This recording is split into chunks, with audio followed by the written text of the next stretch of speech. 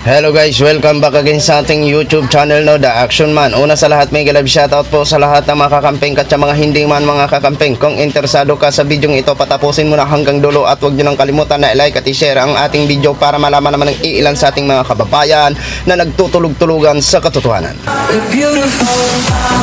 So muli naman nagbabalik ang nag-iisa nyong host na si The Action Man para magbigay ng komentaryo at reaction sa mga mainit ng issue ng bayan.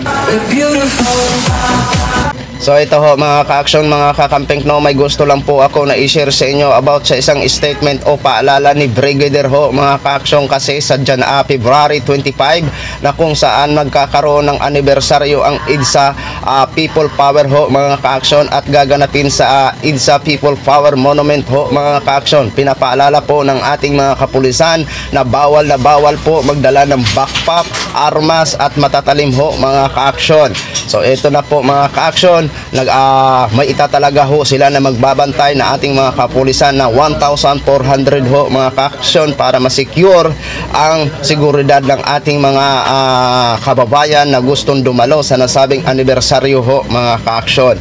So ang tanong ho natin dito mga ka-action, kung dadagsa ba kung marami ba ang mag-a-attend para i-celebrate ang EDSA People Power. Bago po ang lahat, panoorin muna natin ang pahayag o paalala ng isang brigadier. Tayo nga ay nakikiusap sa ating mga kababayan na lalahok sa iba't ibang aktibidad na sumunod lang po tayo sa mga alituntunin sa ating mga ipinatutupad na security measures. Seguridad at kaayusan sa February 25 rally. Ito ang nais na mapagtagumpayan ng pamunuan ng Quezon City Police District, kaya puspusan ang kanilang paghahanda para sa anibersaryo ng EDSA People Power Revolution. Kanina, nag-inspeksyon ang mga tauhan ng QCPD sa People Power Monument bilang paghahanda sa ipatutupad na seguridad.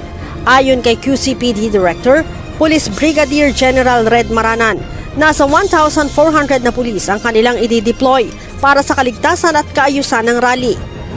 For Quezon City QCPD alone ay magdi-deploy kami ng 1,400. No? Hindi lang naman dito sa PPM yon, but other places of convergence to include na rin yung traffic direction and control. Bagamat walang namomonitor na banta sa seguridad ng QCPD, mahigpit pa rin aniya sila magbabantay.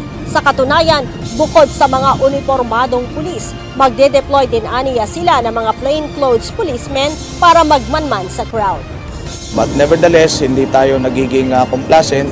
Patuloy pa rin ang pangangalap natin ng mga information na sa ganon ay masiguro natin na magiging maayos at mapayapa itong ating activity.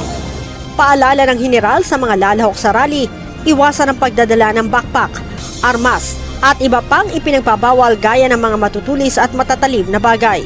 Pagtiyak ni General Maranan, magpapatupad ang mga pulis ng maximum tolerance kaya't pakiusap nito sa mga magtutungo sa rally, gawin ng maayos at payapa ang aktibidad.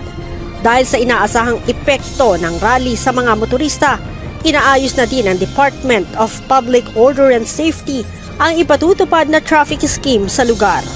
Yung user traffic natin dito sa umaga, no, passable pa rin naman yung northbound ng EDSA. At yung dito sa White Plains naman, yung westbound natin, yung kalahati ay sarado, i-occupy ng mga magrarally or kasama sa programa. At yung kabilang side, yung papuntang Telford Drive, will be two-way traffic. Sa mga magdadala area ng sasakyan, sinabi nito na bawal gawing parking area ang EDSA. Leia. So yun na ho mga ka-action, mga kakamping, no, napakinggan na po natin ang statement ni Brigadier ho at paalala, at muli ko pong pinapaalala sa ating mga tagapakinig Luzon, Visayas at Mindanao all over the world, ang sino man na mag-attend sa nasabing EDSA People Anniversary ho mga ka-action na gaganapin sa February 25. Ayan, muli ko pong ipaalala sa inyo mga ka-action para maging okay ho tayo at walang maging problema pagdating doon. Bawal ho kayo magdala ng backpack, bawal magdala ng armas at mga matutulis na bagay ho mga ka-action. So ang tanong ho natin dito mga ka-action, kung dadagsain ba ang nasabing People Anniversary ng EDSA Revolution ho mga ka-action. So for short ho mga ka-action, pwedeng hindi, pwedeng dadagsa ho mga ka-action. dahil sa nangyayari ho ngayon mga ka-aksyon, no? Alam naman ho natin na napakagulo po ng administrasyong Marcos ho mga ka-aksyon.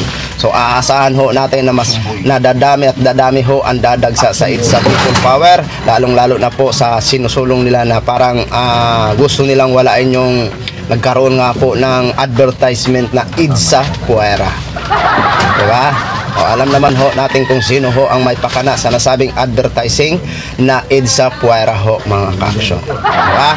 So, tingnan ho natin sa January 25 ho mga ka-aksyon kung gaano ba karami ang mga Pilipino na mag-celebrate doon sa People Power Monument. Kaya muli nating pinapaalala at gusto ko lang ho i-share sa inyo, bawal ho kayo magdala ng backpack ha, nang sa ganon maging okay ho ang pag-attend natin doon ha. Kaya abang-abangan ho natin kung hindi ko pa sinusure kung makapunta ho tayo o hindi. Basta kung mag-live tayo na nandun, sigurado nandun ho tayo. Okay? So, yan lang ho. Mag-share ko lang ho sa inyo mga ka-action para maging aware po kayo. Ayan, maraming salamat po sa ating mga viewers Luzon, Visayas at Mindanao all over the world. Ako po ang inyong lingkod, si The Action Man. Have a good day, everyone. Beautiful.